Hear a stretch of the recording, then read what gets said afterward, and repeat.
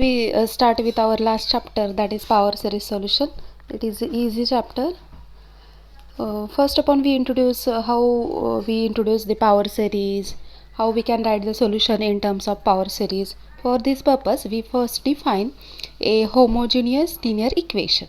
Now the equation of the form b naught of x y double dash of x plus b1 of x y dash plus b2 of x y equals to 0, where the b naught of x, b1 of x, b2 of x are the polynomial coefficient, and the first coefficient, that is a coefficient of y double dash of x, it is non-zero in some interval about x equals to 0. हा जर non zero असेल बी not of x तर आपण पूर्ण इक्वेशनला काय करू शकतो, divide करू शकतो बी नॉट ऑफ एक्सने. मग त्या पूर्ण इक्वेशनला आपण बी नॉट ऑफ एक्सने डिवाइड केलं तर इक्वेशन काय मिळेल, y double dash of x plus B one of x upon B not, त्याला काय म्हटलं, पी ऑफ एक्स म्हटलं, plus B two of x upon B not, त्याला काय म्हटलं, B two of x upon B नॉटला काय म्हणलं, क्यू ऑफ एक्स. म्हणजे इक्वेशन कशा फॉर्ममध्ये तयार झालं, equation 1 y double dash of x plus p of x y dash plus q of x y equals to 0, where p and q are rational function with non-zero denominator. Now our homogeneous linear equation reduce in this format. In this, if we suppose we can write down the solution y of x with the condition that the two constant differential इक्वेशनची order किती आहे, 2 आहे. मग त्याला किती, त्याच्या सोल्युशनमध्ये किती constant असतील, 2 कॉन्स्टंट असतील. मग ते 2 कॉन्स्टंट आपण ॲज्युम करूया. कसे ॲज्युम करूया, y of 0 equals to a and y dash of 0 equals to बी.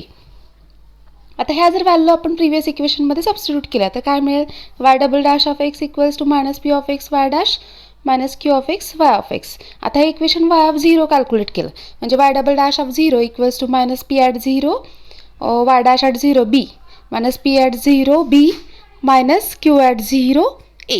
म्हणजे काय मिळालं मला, y double dash of x at x equals to 0.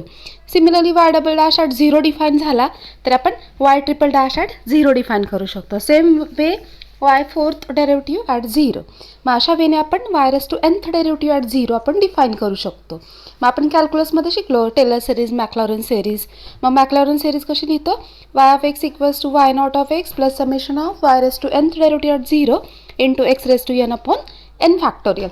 And we already know that Maclaurin series is convergent throughout in some neighborhood about the point, initial point x equals to 0. Now the next next point is convergence of power series. आता आपल्याला माहिती आहे real ॲनालिसिसमध्ये शिकलो आपण, कॅल्क्युलसमध्ये शिकलो की power series, एखादी series लिहितो आपण, कशी लिहितो, ही summation of a n x raise to n and runs from 0 to infinity. Then that series, it may be convergence either x equals to 0 or it is convergence for all finite x, or series is convergence in the interval minus r less than x less than r.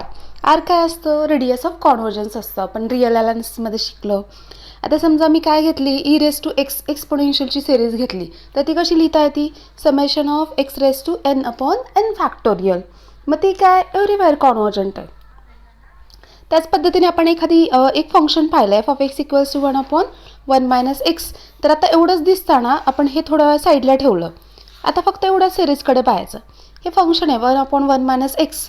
तर आता x equals to 1 ठेवलं तर काय होईल, 1 upon 1 minus 1 0, 1 upon 0 infinity. म्हणजे ही series x equals to 1ला define होती का, नाही. पण ह्याचं सिरीज एक्सपान्शन मॅक्लॉरन सिरीजने काढलं तर काय येणार आहे, summation of x raise to n runs from 0 to infinity.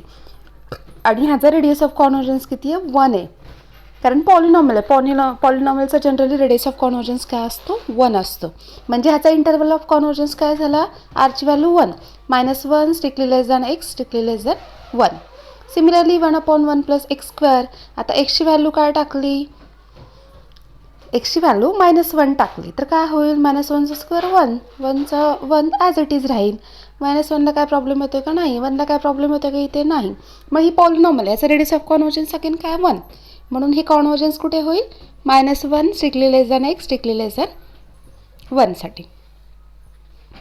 Next important point, that is what is mean by ordinary point and singular point. This two definitions are very important.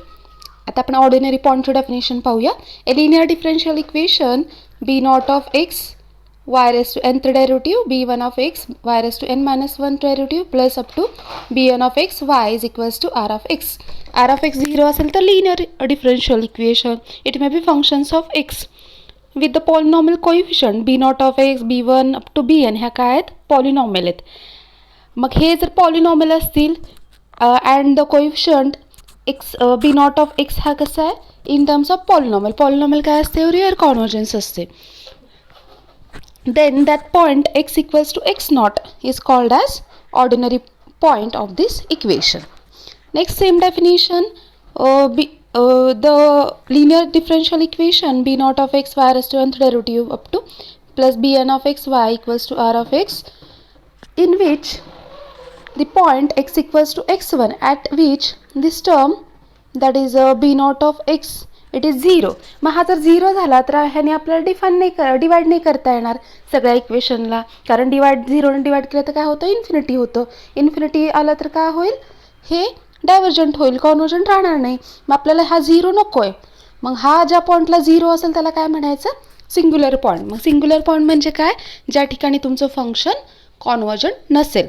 मग singular पॉईंटची सोपी definition काय लक्षात ठेवायची, ज्या पॉईंटला हा जो कोएफिशियंट आहे बी नॉट ऑफ एक्स म्हणजे काय तुमचं थर्ड ऑर्डर डिफरन्शियल इक्वेशन असेल तर वाय रेस टू थर्ड डेरिव्हेटिव्हचा कोएफिशियंट, सेकंड ऑर्डर असेल तर वाय रेस टू सेकंड डेरिव्हेटिव्हचा coefficient and so on, highest order डेरिव्हेटिव्हचा coefficient.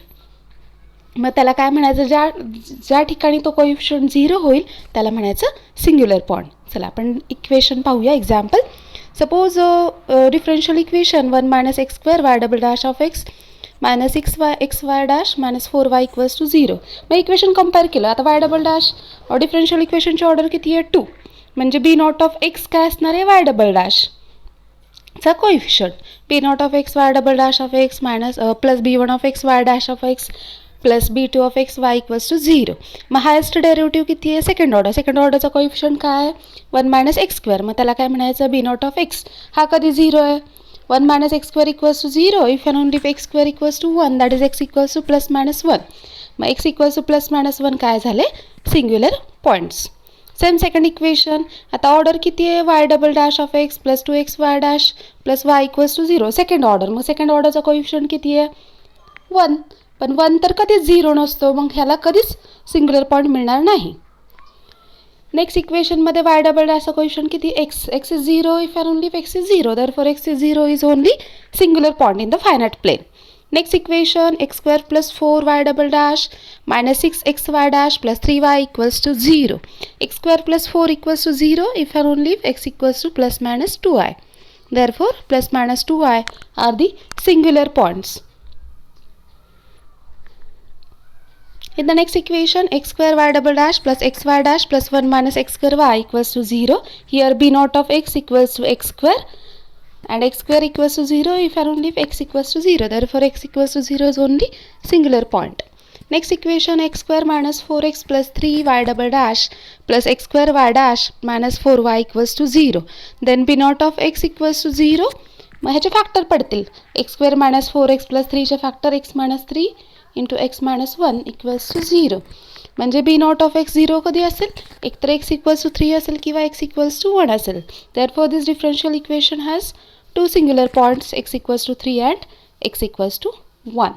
On the same way you can solve the exercise assigned to the classroom to finding whether the singular point exists. Singular point exists होत असेल तर लिहायचा कोणता singular point आहे. Otherwise we directly say that the equation has no singular point in the finite plane. क्लासरूमला तुम्हाला assignment upload करते. ती assignment फक्त कशाची आहे सिंग्युलर पॉईंट आहे का चेक करा. असेल तर कोणकोणते सिंग्युलर पॉईंट आहे ते मेन्शन करायचं.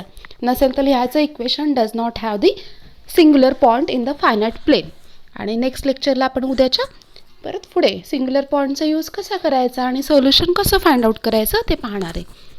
एक्झाममध्ये कंपल्सरी क्वेश्चन असतो what are the singular points. और आता मल्टिपल चॉईस जर झाली तर तुम्हाला नक्की विचारतील की which of the following are singular points of that differential equation. त्यामुळे एक्सरसाइज देते तुम्हाला छोटासा, क्लासरूमला तो सॉल्व करून अपलोड करा.